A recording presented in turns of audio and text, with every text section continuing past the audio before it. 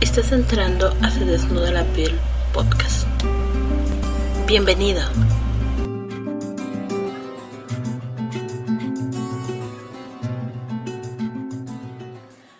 ¿Qué tal, amigos? Bienvenidos, miércoles de cine, y aprovechamos para tomar la segunda parte de la entrevista con Salvador Mendiola y la Chorcha Chilis Willis. Yo soy Claudia Contreras. Yo soy Antonio Mojica. Y esperamos que disfruten saber de primera mano y por expertos pues los títulos de películas que hablan de la marihuana y darnos cuenta del efecto que ha tenido en nuestra sociedad con el paso del tiempo. Siéntanse ustedes bienvenidos, pónganse cómodos y escuchen. Así es, un interesantísimo relato que nos hace Salvador Mendiola acerca del mundo de la literatura mexicana y películas. Eres un novelista, eres un periodista, eres un académico. ¿Qué nos puedes contar, digamos, de una manera no tan formal como estamos tomando el tema de la marihuana, pero en películas, en libros, no sé, yo tengo de referencia de películas, todas son muy malas, son cómicas, son burdas, son tontas, Chin and Chong, Piña Express. Hubo una película algo interesante que fue So Sweet, pero eso es ya tiene mucho tiempo que salió, que tocaba un poco el tema que tú referías de los braceros, de la marihuana. Tiene un boogie muy chido que es marihuana boogie. Luis Valdés es el director. Todos que fuman marihuana a su espíritu, pero también de Milos Forman hay otra película que se llama Teki, ¿no? Que se llama de una niña que se escapa de su casa. A los padres que andan buscando a los hijos escapados de las casas, hay un simpático psicólogo que les dice hay que conocerlos, y les dice, entonces vamos a fumar marihuana. Y cuando los padres fuman marihuana, dicen, pues nuestro hijo se tenía que ir de la casa, yo llegué. Entonces todos se ponen a llorar muy compungidos porque se dan cuenta de que ellos eran malos padres cuando deciden portarse como malos hijos. Esa es una de las películas que me gustan. Otra que es en el lado que tú dices, Antonio. ¿Cómo se llama esta película que mencionas de Milos Forman? O Emprendiendo el Vuelo, no sé cómo se llama. ¿Emprendiendo el Vuelo? Sí, de Milos Forman. Y es una película de verdad muy interesante porque es a la hora de los hippies, a la hora de los que se van de la casa y de la escuela y de todo. Una niña que se va porque realmente ve que la familia está mal, que todo está mal, y los padres lo van descubriendo, y el disparador para descubrirlo es fumar marihuana. Ahí se empiezan a dar cuenta de que todo estaba mal dentro de ellos. Por lo que comentaba Adela, ¿no? Porque cuando fumas marihuana, pues te permite interiorizar, ¿no? Reflexionar. Sí, exacto. Y luego otra película que es todo lo contrario, es una que en inglés se llama Reefer Madness. Reefer Madness quiere decir algo así como la locura de la machequez. Y es lo divertido esa película para lo que me siento a mí. Y las personas que fuman marihuana cambian hasta el color. Una vez que fuman marihuana se ven verdes. Se vuelven violadores, se vuelven monstruos horribles como zombies. Creo que eso solo lo que causan estas cosas como el mundial, ¿no? Que se vuelvan tan zombies como eso. Bueno, es que la selección también es verde. Los ratoncitos verdes. Todos los raperos gringos estaban poniéndose en la verde, por eso preferían a la verde que a los Estados Unidos. Pero bueno, creo que realmente cuando empieza lo que llamaríamos el momento artístico de la marihuana es con lo que nosotros llamamos la generación de la onda, con José Agustín y con Parménides García Saldaña. Son los escritores que empiezan a hablar de marihuana y de estos enteógenos, el peyote, los hongos, de una manera positiva. Sí, pues Parménides y su libro Pasto Verde, por decir algo. Claro, y en la ruta de la onda, donde esto empieza a volverse como un asunto juvenil. Luego ya hay un cine norteamericano que llamaré como muy normalizado, como de amigos con beneficios y otras películas de gentes, pues como Justin Timberlake, que es como un códex para hombres, siempre y estos a la menor provocación con su corbata y su trajecito sacan un chubi y se lo fuman porque es algo más sensato que tomar champaña o que beberse una cerveza, incluso en el mismo sentido en el que he visto que funciona, de que te lo puedes fumar y seguir trabajando como si nada. Yo conozco cirujanos que nunca se atreverían a tomarse un caballito de tequila y que sí en medio de una operación de repente van y en una pipita se fuman una bacha para inspirarse mejor y hacer mejor los cortes. Estos son detalles que tenemos que considerar, y esta nueva, diré, literatura de la onda lo viene pues como volviendo más comprensible, y ya está hasta en las películas más aburguesadas de Hollywood, no falta la familia decente que fuma marihuana, y demuestra que no todos se vuelven monstruos, delincuentes o Eugenios Derbeces, ¿no?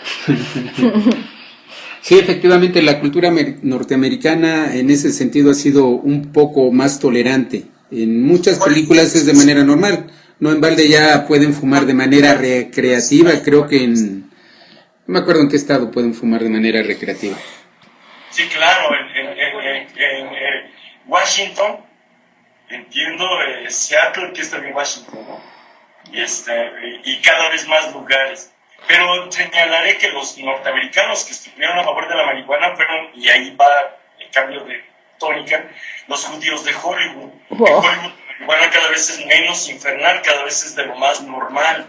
Les digo, viejitas y viejitos en asilos de ancianos en las películas ya fuman marihuana sin que los modifiquen nada, como si los modificaría el alcohol o una inyección de heroína. Y entonces ahí está ya cambiando, creo que mucho la cultura. Más la idea de poderlo hablar, antes esto era indecible.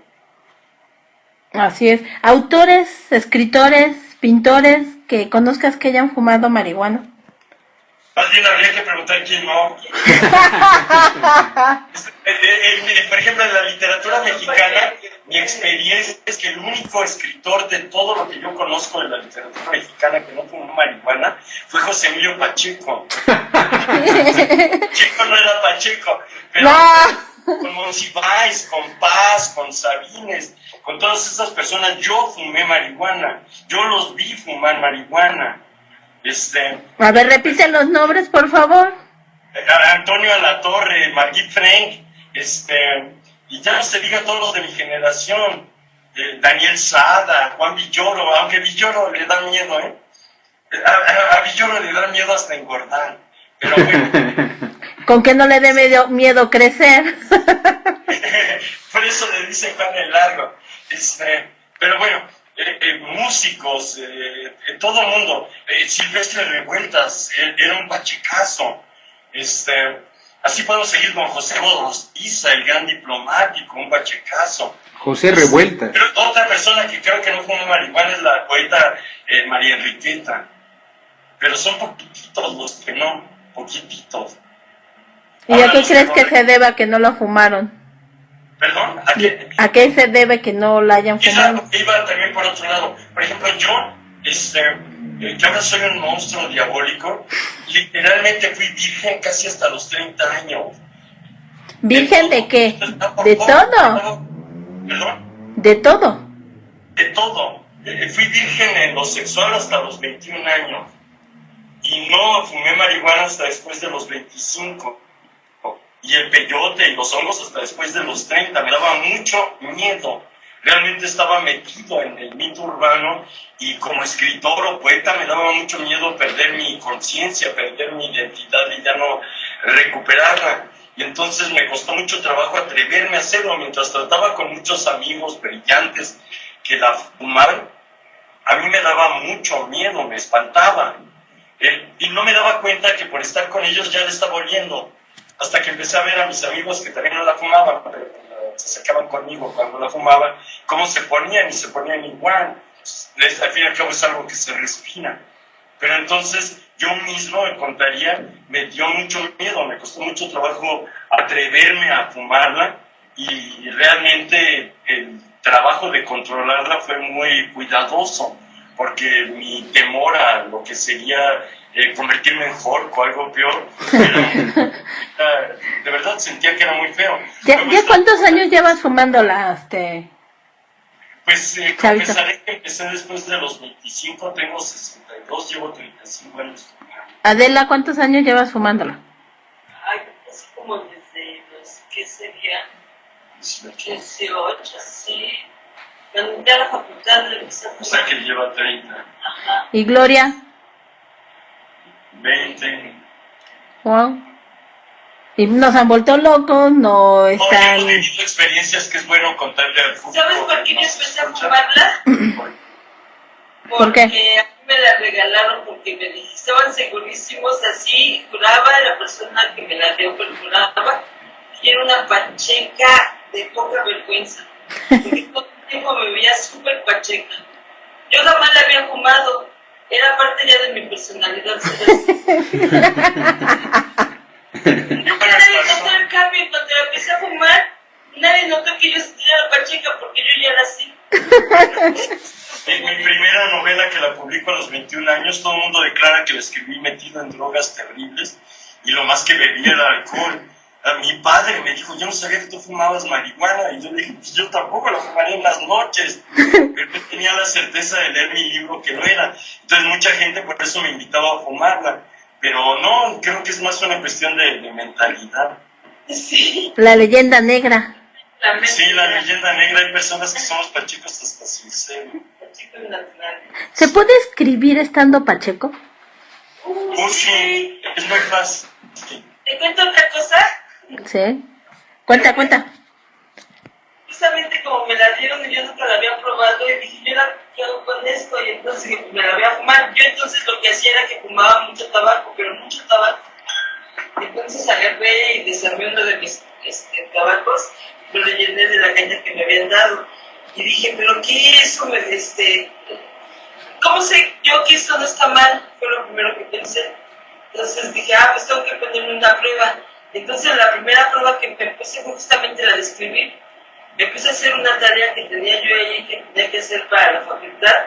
Hice mi tarea, máquina, todo muy bien, y la entregué. Y entonces dije, aquí me tiene que calificar el profesor mis ideas. Porque si yo estoy bajo el efecto de un estupefaciente que no me permite pensar bien, pues ahí me tiene que diagnosticar. Y entonces, ¿a qué dicen esa tarea? ¿Cómo ves? Oh. Felicidades.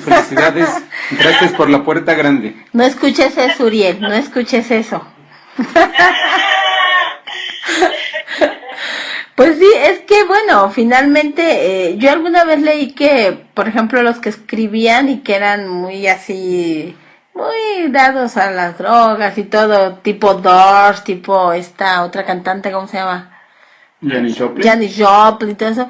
O sea que cuando estás así con mucho psicotrópico encima, pues no puedes creas después. Bueno, pero los psicotrópicos son una Son cosa, distintos, se ¿no? ponen a Totalmente. babear y están inutilizados. Ese es el punto, hacer la diferencia, ¿no? La marihuana es una La cosa... ganja es sedante, no es psicotrópico. Exacto. La ganja no produce cambios en la psique humana, no produce cambios de personalidad. Ni siquiera en la visión. Sí, ni en la visión, casi en la audición un poco. Pero esa sería su principal diferencia, que no es un modificador de la conducta. El alcohol sí. El ácido LSD o el peyote o los hongos sí son modificadores de la conducta, como el alcohol también, o digamos la heroína.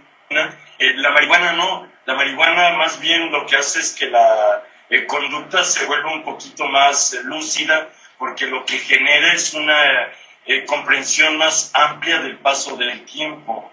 El efecto de la marihuana es que nos hace sentir más el paso del tiempo, que pasa más lentamente, pero no nos modifica la manera de pensar ni de estar en el mundo como lo hacen otros productos. Oye, ¿modifica la libido? Muy poco. Intensifica la sensibilidad epidérmica, eso sí sé. Porque igual que es un anestesiante en las partes que nos duelen, en las partes donde no sentimos dolor, genera placer, genera distensión, y entonces, pues en un momento la ganja vuelve un poquito más placentero el sentir, y pues lo erótico y lo libidinal es prácticamente epidérmico, y entonces la ganja sí lo vuelve más divertido. Pero ni siquiera se le puede considerar como un afrodisíaco, no modifica la conducta. ¿Hay ganja de sabores? Sí, de todos los sabores que te puedas imaginar, desde que hay ganja sabor a mezcal hasta que hay ganja sabor a chamoy, hay ganja sabor a mango, hay ganja sabor a pelo de camello, si quieres. De verdad, la gente que en este momento están empezando a aparecer, como se va a despenalizar, personas que empiezan a preparar ganja para lo que llaman clubs gourmet, y entonces ya piensan en un público que la va a distinguir y la va a saborear como se le gusta un vino tinto, en la idea del sabor. ¿Crees que llegue a ser como una moda, como el mezcal, que ahora hay mezcal de esto, mezcal de aquello? Puros, fumar puros tuvo su era de gloria. Yo viví con personas que realmente fumar un puro y hasta compartirlo era un acto de gran cultura. Ahorita que estamos en el infierno del tabaco ya no se ve tan bien, pero por ejemplo en la Plaza de Toros había unos momentos donde uno le decía a alguien, oiga, su tabaco me huele delicioso, y te lo prestaba para que lo saborearas. Creo que con la ganja va a pasar en algún momento eso, que la gente la va a degustar, van a descubrir lo sabrosa que es. Y no solo en la hora de tomarla, sino hasta de comerla. Uh-huh. Estamos descubriendo que se puede producir hasta aceite de ganja. Y ya no se diga una infinidad de licores con ganja que existen ya, por ejemplo, en la India. Wow, es fabuloso todo esto. Pues, el tiempo pasa y yo no quisiera seguir plática y plática, porque la verdad es que es bien interesante charlar con ustedes. Sin embargo, para concluir este programa, ¿qué le dirían al auditorio en cuanto a este respecto de la marihuana? ¿Qué es cierto, qué no es cierto? Abreviando un poco. ¿Qué es cierto? Pues que te permite tener momentos muy intensos contigo mismo en lo que es en el proceso de tus pensamientos internos. Y lo que no es cierto es que te pongas como loco, justamente que tenga que perder la conciencia. Es una mentira, ¿no? Que de pronto tú, como que en el alcohol, que de pronto no sepas qué hiciste, jamás pasa con la ganja. Eso es algo que nunca he visto que pase, ni conmigo en mi experiencia personal, ni con otras personas que las cuales conmigo. Mientras que con el alcohol eso sí es muy terrible y patético de pronto, ¿no? Enfrentarse a ese momento del que es. Eso no va a pasar con la ganja. Sí, yo lo que diría es que más bien hay que empezar a considerar las cosas más allá del bien y del mal. Creo que uno de los grandes logros del siglo XXI, que ya empieza sin guerra y ya llegamos a 1.14 sin guerra, es que viene la hora de tener que volvernos diversos, de tenernos que aceptar en las diferencias. Entonces yo lo que le diría siempre al público es que lo único que no debemos hacer es prohibir de principio algo. Tenemos que encararlo todo y ya desde ahí decidir cómo cobrar impuestos o poner castigos educativos y cómo volver más amable la convivencia, pero que no piensen de principio que, por ejemplo, eliminando a los drogadictos la sociedad va a ser mejor, porque, por ejemplo, entiendo que un ente como el famoso Wojtyła, Juan Pablo II, pues nunca fumó marihuana y cometió crímenes horrendos como ser cómplice de Maciel o dejar que mataran a Monseñor Romero en El Salvador. Entonces, pues lo que diría es que entonces la gente no debe pensar de principio pues si algo está bien o está mal, sino pues decir si está ocurriendo es de alguna manera necesario, y entonces hay que saber cómo negociar pues para que ocurra con el menor daño posible para los demás, porque diré que hasta salvar ballenas es peligroso y es poner en peligro a los demás, y entonces no hay nada que por quedar bien vuelva la vida fácilmente bella, sino que generalmente para que la vida se vuelva bella hay que empezar a aceptar lo que no nos gusta, lo que nos disgusta, y que lo piensen por ahí esta cuestión de la marihuana, porque va a ser muy sencilla. En cuanto la despenalicen, a todo el mundo se le va a quitar el miedo y verán que fue menos dañina de lo que les habían inventado pues las personas que ni la conocían. Así es. Amigos, pues eso ha sido una charla con Salvador Mendiola, con Adela Hernández. Sí, y con la escucha de Gloria. Y con la escucha de Gloria.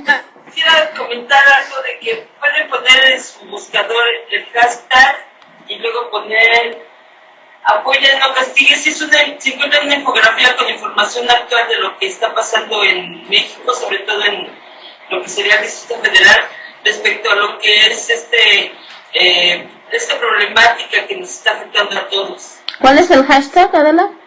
Hashtag apoya no castigues. Apoya no castigues. Esto es en Twitter. Sí, donde sea. En Facebook.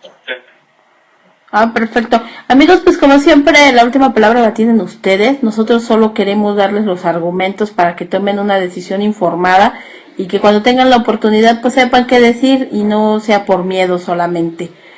@piel adentro, @Osco, se desnuda la piel podcast. Antonio, ¿algo para cerrar este podcast? Muchas gracias por la ilustración. Me recuerdan a los jóvenes enciclopédicos que se iban a la aventura y hacían miles de cosas. Gracias por la oportunidad de poder platicar con ustedes, de llenarnos de información. Su inteligencia brilla en su sentido del humor y de verdad, qué bueno que haya esa conciencia y hay que generalizarla. Así es. Por favor, díganos sus datos del Face, del Twitter, para que los puedan encontrar. En Facebook fácil, soy Salvador Mendiola y soy el viejito greñudo que está metido junto a un tecolote en una tumba zapoteca. Eso soy yo, Salvador Mendiola, servidor de ustedes. Adela. A mí me encuentran en Facebook como Adela HR y en Twitter como @hermanita_. Gloria. Gloria Hernández en Face y en Twitter @Hernández. Ok. De todas maneras, me los pasan en un correito y yo para que yo los ponga en el blog. Pues muchísimas gracias. Buenas noches a todos. Muy amables. No, a ustedes por su tiempo, ya los desvelé, pero creo que estuvo padre la charla. Gracias y un gusto conocerlos. Igualmente, Antonio, un placer. Gracias, hasta luego. Hasta luego, saludos. Bye. Chao.